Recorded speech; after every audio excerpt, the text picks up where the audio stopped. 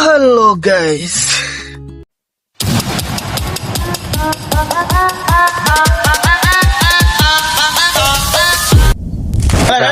എനിക്ക് വല്ലാണ്ട് നാട് ചില സമയത്ത് മിസ് ചെയ്യും കേട്ടോ. ഈ ഉത്സവങ്ങള്, പെരുന്നാളുകൾ, അങ്ങനത്തെ സാധനങ്ങൾ. നാട്ടിലത്തെ വേറെ കുറെ സംസ്കാരങ്ങളായിട്ടുള്ള ഭയങ്കര. ഇപ്പം അടുത്ത കഴിഞ്ഞ ദിവസം ഇറങ്ങില്ലേ ഹനുമാൻ കഴിഞ്ഞിന്റെ പുതിയൊരു വീഡിയോ പാട്ടിറങ്ങില്ലേ, അതിന്റെ അകത്ത് കാണിക്കുന്നുണ്ടോ ഭയങ്കര സംഭവല്ലേ. നമ്മുടെ അത് അത്രയും ആൾക്കാർ ആ വ്യൂ കാണുക പറഞ്ഞാൽ തന്നെ. അതുപോലെ നാട്ടിലെ എന്തോരം ആചാരങ്ങൾ ഭയങ്കര ഫേമസ്. ഈ പറഞ്ഞ പോലെ തെയ്യം, അതുപോലെ ആട്ടം, കഥകളി, അങ്ങനത്തെ എന്തോരം സാധനങ്ങൾ ഭയങ്കര ഫേമസ്. അതൊക്കെ വല്ലാണ്ട് മിസ് ചെയ്യും കേട്ടോ. പിന്നെ നാട്ടിലൊരു കൂട്ടായ്മ, എന്തെങ്കിലും ഒരു ആവശ്യം ഉണ്ടെങ്കിൽ തന്നെ ഞാൻ ഓർക്കുന്നില്ല കണ്ടോ, വെള്ളപ്പൊക്കത്തിന്റെ സമയത്തൊക്കെ എന്തൊരു മറ്റേ ഇതുപോലെ കഴിഞ്ഞിടയ്ക്ക് മറ്റേ ഉരുൾപൊട്ടലൊക്കെ ഉണ്ടായ സമയത്ത്, വയനാട് വിഷയം ഉണ്ടായ സമയത്തൊക്കെ എന്ത് ഭയങ്കര സംഭവം. അതൊക്കെ നമ്മുടെ നാട്ടിലേ ഉള്ളൂ ആ ഒരു സാധനമൊക്കെ. ഈ പറഞ്ഞ സംഭവം അങ്ങനെ ആൾക്കാർ അങ്ങോട്ടും ഇങ്ങോട്ട് സപ്പോർട്ട് ചെയ്യുക. ഇവിടെ നിനക്ക് തോന്നുന്നുണ്ടോ അങ്ങനെ ഒരു സംഭവം ഉണ്ടായി കഴിഞ്ഞ് കഴിഞ്ഞാല് അത്രയും ബൾക്കായിട്ട് ആൾക്കാർ വന്ന് നിനക്ക് തോന്നുന്നുണ്ടോ? അതിന് എനിക്ക് തോന്നുന്നില്ല. അങ്ങനത്തെ എല്ലാവരും ഇവിടെ തന്നെ ഇവിടെ ജീവിക്കുന്നതല്ല അവനവൻ അപ്പന കാര്യം നോക്കിയിട്ടാണല്ലോ ജീവിക്കുന്നത്. സ്വന്തം വീട്ടില് എന്റെ വീടിന്റെ അയൽവക്കത്ത് കിടക്കണ ഒരു പോളിച്ചാണ് അപ്പൂപ്പൻ ആരാ അറിയത്തില്ല, എനിക്കറിയാൻ പാടില്ല. അത് കഴിഞ്ഞ ദിവസം എന്ന വീട്ടിൽ പാർക്കിങ്ങിന്റെ കേസിൽ അടിയുണ്ടായി കഴിഞ്ഞപ്പോഴാണ് അപ്പൂപ്പൻ പോളിച്ചാന്ന് എനിക്ക് മനസ്സിലായത്. അങ്ങനെ ഒരു വ്യക്തി അവിടെ ഉണ്ടെന്ന് എനിക്കറിയാൻ പാടില്ല. അതേസമയം നീ ഒന്ന് ഓർത്ത് നോക്കി, നമ്മുടെ വീട്ടിലിപ്പം എന്നും കാണുന്ന ഒരാളെ കാണാതായി കഴിഞ്ഞാൽ നമ്മൾ അന്വേഷിക്കുകയില്ല. ഇവിടെ തൊട്ടവിടെ എന്റെ ടെൻഷൻ ആണെന്ന് പറയുമ്പോ ഇവിടെ ഇച്ചിരി എങ്ങോട്ടേലും മാറി എവിടെയെങ്കിലും നമുക്ക് ഒരു ബന്ധവും ആളും നമുക്ക് കൂട്ടുകാരൊന്നും ഇല്ലാതെ ഒരു സ്ഥലത്ത് പോയി താമസിച്ചു കഴിഞ്ഞിട്ട് എങ്ങാനും വല്ല തല ഇറങ്ങി വീണ് തലയടിച്ച് വീണ് കഴിഞ്ഞാൽ പോലും അവിടെ കിടക്കും ഒരു മനുഷ്യൻ തിരിഞ്ഞു നോക്കുകയല്ല. അങ്ങനെ കാരണം ഞാൻ അവിടെ ജീവിക്കുന്നതിനെ കുറിച്ച് അപ്പുറം ബോധമില്ല. ഞാൻ അവിടെ ചത്ത് ചീഞ്ഞ് പുഴു അടിച്ചു കഴിഞ്ഞ് കഴിയുമ്പോഴേ വല്ല മണം അടിച്ചു കഴിയുമ്പോ അപ്പുറത്തുനിന്നുള്ള ആരെങ്കിലും വന്ന് പോലീസിനെ വിളിച്ച് പറഞ്ഞാലായി പറഞ്ഞ് കഴിഞ്ഞ് വന്ന്. അതേസമയം നമ്മുടെ നാട്ടിൽ അങ്ങനെയാണോ? നമ്മുടെ നാട്ടിൽ ഇന്ന് നമ്മളത് കുറെ കളിയാക്കി പറയും. നമ്മളത് കളിയാക്കി പറയുന്ന ഒരു കാര്യമാണ്. സിറ്റീസിലും അങ്ങനെയൊക്കെ തന്നെയാണോ? ഞാൻ എറണാകുളത്ത്, നമ്മൾ അത്രയും വലിയ സിറ്റി അല്ല, എന്നാലും നാട്ടിലെ ഏറ്റവും വലിയൊരു സിറ്റി അല്ലേ എറണാകുളം. ഞാൻ എറണാകുളത്ത് ജീവിച്ചപ്പോൾ ഞങ്ങൾക്ക് അപ്പുറത്തുള്ള ഫ്ലാറ്റിലുള്ള ആൾക്കാരൊക്കെ അറിയായിരുന്നു.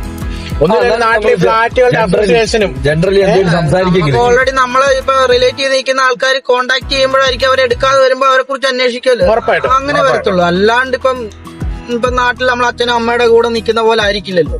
അതങ്ങനെയല്ല. അതല്ലടാ, നാട്ടിലിപ്പോ സിറ്റീസിൽ എറണാകുളത്ത് ഈ പറഞ്ഞ പോലെ അപ്പുറത്ത് താമസിക്കുന്ന ആരാന്ന് അറിയത്തില്ലാത്ത അത്രയും ഒരു സംസ്കാരമൊന്നും നമ്മുടെ നാട്ടിൽ. നമ്മുടെ നാട്ടിൽ എനിക്ക് ഞാൻ വർഷങ്ങളോളം എറണാകുളത്ത് ഫ്ലാറ്റിൽ താമസിച്ചാണ്. എനിക്കറിയായിരുന്നു അപ്പുറത്തെ നെക്സ്റ്റ് ഡോർ ആരാണ്. നമുക്കറിയാം, നമ്മുടെ താമസിച്ചുകൊണ്ടിരുന്ന തൊട്ടപ്പുറം ലേഡീസ് ഹോസ്റ്റലായിരുന്നു. അവരൊക്കെ എനിക്കറിയാം. അത് ശരിയാണോ? മറ്റേ ബൈനോക്കുലർ വെച്ച് നോക്കുന്നത് ആരാണോ? കറക്റ്റ്, എല്ലാരെയും കറക്റ്റ് അറിയാതെ ഇടയ്ക്ക് ടോപ്പിക്ക് ഒരു സ്ഥലത്ത് കൊണ്ടു. ഞാൻ ഇടയ്ക്കിടയ്ക്ക് തുണിയൊക്കെ കഴുകിയിട്ട് ഉണങ്ങാനിടാൻ വേണ്ടി വാർക്കപ്പുറത്ത് വഴി അഴയിലിടുമ്പോൾ അവരോടെ കിച്ചണിൽ ഞാൻ ഡെയിലി പേന വെച്ച് ഇങ്ങനെ ഇന്നയാളുണ്ട്. പുള്ളി ഒരു കവിയാണ് കേട്ടോ. അറിയാം, ഇവിടുത്തെ ഒരു ഇംഗ്ലീഷ് റാപ്പൊക്കെ ഇറക്കിയിട്ടുണ്ട്. ഇറക്കാനായിട്ട് പുള്ളിക്ക് പേടിയായതുകൊണ്ട് ഇറക്കി, പക്ഷെ ഒത്തില്ല. അല്ല, അത് മലബാർ ഈ സ്ഥലമൊന്നും നമുക്ക് അത് പറ്റില്ലാത്തോണ്ട് പറയല്ലേ കഴിവുള്ള വിഷയമാകും അത്. അല്ല, മലബാറിനാവും പൊക്കി പിടിക്കേണ്ട കാര്യമില്ല. മലബാർ അവനല്ലല്ലോ. ആ വിഷയം വിട്.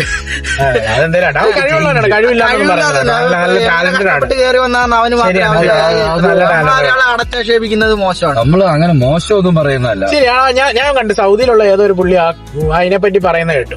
ആ ഷോ അടിപൊളിയായിരുന്നു. ഇതിനകത്ത് ക്ലിക്ക് ബൈറ്റ് ഇടാൻ വേണ്ടി ആൾക്കാർ അല്ലാതെ അതും മലയാളികളുടെ വേറൊരു പ്രശ്നം. അതെ, എല്ലാ നാട്ടിലും ഉണ്ട് അങ്ങനത്തെ. അങ്ങനെ പറയുകയാണെങ്കിൽ ഇപ്പോഴത്തെ നമ്മുടെ നാട്ടിലെ സിനിമ എടുത്തു നോക്ക്.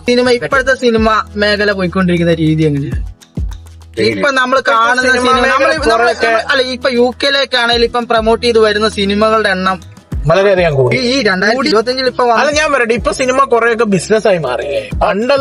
പണ്ടതൊരു അത് ആദ്യ കാലങ്ങളിലായിരുന്നു അതൊരു form of art pure business ആണ്. പ്യൂർ ബിസിനസ് ആണല്ലോ അത്. സിനിമ ബിസിനസ്സാണ്. ബിസിനസിന് വേണ്ടിയിട്ടാണ് അത് ഉണ്ടാക്കുന്നത്. മീൻസ് ആ ഒരു സാധനം ആർട്ടായിട്ട് ഉണ്ടാക്കുന്ന സിനിമകളുണ്ട്. അല്ല, അത് അങ്ങനല്ല. ബിസിനസ് പ്യൂർ ബിസിനസ് മാത്രമാകരുത്. അതിനകത്ത് അതിന്റേതായ ഒരു ആർട്ട് വേണം, കഥ വേണം, ആൾക്കാരെ പിടിച്ചെടുത്താനുള്ള ഒരു സാധനം. എന്താണ് സിനിമയിൽ ഇപ്പൊ മാർക്കോ ഇറങ്ങിയതിന് ശേഷം പറയുന്നിട്ടില്ലേ, എന്റെ കുട്ടികളെ ചീത്തയാക്കാനായിട്ട് മാർക്കോയാണ്. അതൊക്കെ കേട്ട് കഴിഞ്ഞാൽ എങ്ങനെയാണ് നമ്മള് പറയാൻ പറ്റും? എന്ത് ടോൾ വഴി ആയിരിക്കല്ലോ നമ്മള്. പോലെ ബാക്ക് ടു ദ ടോപ്പിക് പറഞ്ഞോ. ആ ഫിലിമിനെ ഒന്നും ഇതിനായിട്ട് നമ്മുടെ സാമൂഹിക പ്രതിബദ്ധതയായിട്ട് അങ്ങനെയാണെങ്കിൽ എന്തുമാത്രം നല്ല കാര്യങ്ങൾ അല്ല, അത് സാമൂഹിക പ്രതിബദ്ധത എല്ലാത്തിലും എടുത്തു വാരി അലക്കേണ്ട കാര്യമില്ല. അത് ഒരു ടൈപ്പ് ഓഫ് ഇത് സാമൂഹിക പ്രതിബദ്ധത പറയുന്ന പടമല്ല അത്. അപ്പൊ അതിനെ അങ്ങനെ കണ്ടാ മതി. അല്ല അത് ഞാൻ പറയട്ടെ, എടാ ഈ ചെറിയ പിള്ളേര് ഇതൊക്കെ കണ്ടിട്ട് ഇതാണ് ലോകം എന്ന് ചിന്തിക്കുന്ന പിള്ളേരുണ്ട്. അപ്പൊ അതിനെ അങ്ങനെ അടിച്ചതില്ല എന്നും പറയാൻ പറ്റില്ല. ഈ പടം ചെറിയ പിള്ളേർക്ക് കാണാനുള്ള പടമല്ല. എടാ ഞാൻ പറയട്ടെ, ടിവിയിൽ വരുന്ന പടം പിള്ളേരുടെ കണ്ണു കൊത്തിയിട്ട് നിങ്ങൾ കാണരുത് എന്ന് പറയാൻ പറ്റുമോ? ഇഷ്യൂ ആയത് പടം ടിവിയിലേക്ക് എടുക്കാൻ പറ്റില്ല. മനസ്സിലായില്ലേ? 18 വയസ്സ് എന്ന് വെച്ചാൽ പടങ്ങൾ ഒരിക്കലും ടിവിയിൽ വന്നിട്ടില്ല. ഇല്ല, അങ്ങനെ സർട്ടിഫിക്കറ്റുള്ള പടങ്ങൾ ഒരിക്കലും ടിവിക്കാർ ഇതൊക്കെ തിയേറ്ററിൽ ഞാൻ പറഞ്ഞു ഇവിടെ ആണേ ഓക്കെ.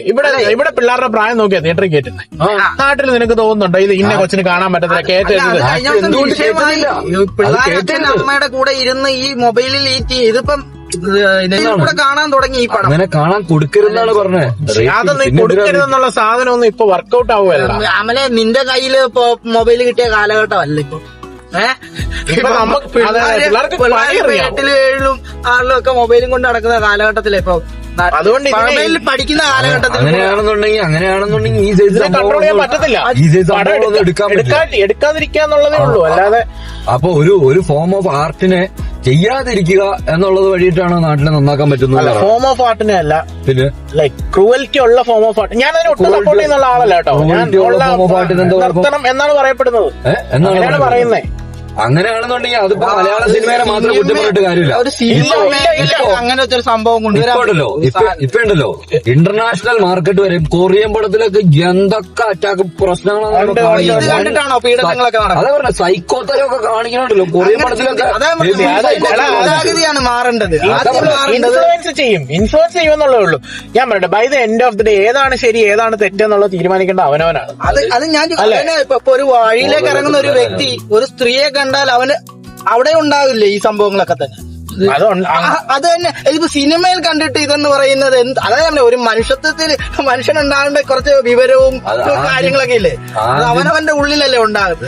അല്ല ഇത് സിനിമയെ മാത്രം അടിച്ചാക്ഷേപിക്കാൻ പറ്റത്തില്ല. സിനിമ കാരണമാണ് ഇത് സംഭവിക്കുന്നത് എന്ന് പറയാനൊന്നും പറ്റിയല്ല. അങ്ങനെയൊന്നും പറയാൻ പറ്റില്ല, അത് ഞാനും അംഗീകരിക്കുന്നില്ല. പക്ഷെ ഇത് ഇൻഫ്ലുവൻസ് ചെയ്യുന്നില്ല എന്നും പറയാൻ പറ്റില്ല. ഇതൊരു ബോർഡർ ലൈൻ ടോപ്പിക്കാണ്. ഇൻഫ്ലുവൻസ് ചെയ്യും, പക്ഷെ അത് അതിനനുസരിച്ചുള്ള ബോധോദയം ഉണ്ടാകും. അതനുസരിച്ച് പിള്ളേരെ പറഞ്ഞു മനസ്സിലാവും. നമ്മൾ മലയാളത്തിൽ പടം എടുക്കുന്നില്ല, ഈ ചെയ്ത് പടങ്ങൾ എടുക്കുന്നില്ല എന്ന് വിചാരിച്ചോ. ഇതേപോലെ പടം എടുക്കുന്ന വേറെ ലോകത്തെ വേറെ ലാംഗ്വേജുകളുണ്ട്.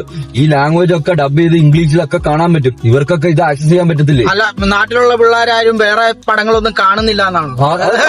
നമ്മുടെ നാട്ടിലെ ആൾക്കാര് നമ്മുടെ ഏറ്റവും കൂടുതൽ ഫോറിൻ പടങ്ങളൊക്കെ കാണുന്ന ആൾക്കാർ പെടുന്ന ആൾക്കാരാണ് നമ്മുടെ നാട്ടിലെ ആൾക്കാർ. പലതരം സിനിമകൾ ഒത്തിരി സ്നേഹിക്കുന്ന ആൾക്കാരാണ്. ഒരുപാട് പല ടൈപ്പ് വെറൈറ്റി ഓഫ് പടങ്ങൾ കാണാൻ ശ്രമിക്കുന്ന ആൾക്കാരാണ്. അതുകൊണ്ട് തന്നെയാണ് നമ്മുടെ ഫിലിം ഇൻഡസ്ട്രി ഭയങ്കര ഡിഫറന്റ് ആയിട്ട് നിൽക്കുന്നത്. ഇന്ത്യൻ ഫിലിം ബാക്കിയുള്ള ഇൻഡസ്ട്രീനെക്കാളും ഭയങ്കര ഡിഫറന്റ് ആയിട്ട് സ്റ്റോറി ബേസ്ഡ് പടങ്ങൾ തന്നെ ഡിഫറന്റ് നല്ല ഡെപ്ത് ഉള്ള പടങ്ങളാണ്. വിജയ് പടങ്ങളൊന്നും വേറൊരു ഇൻഡസ്ട്രിയിലും ജയിക്കില്ല, ഇന്ത്യയിലുണ്ടാവും.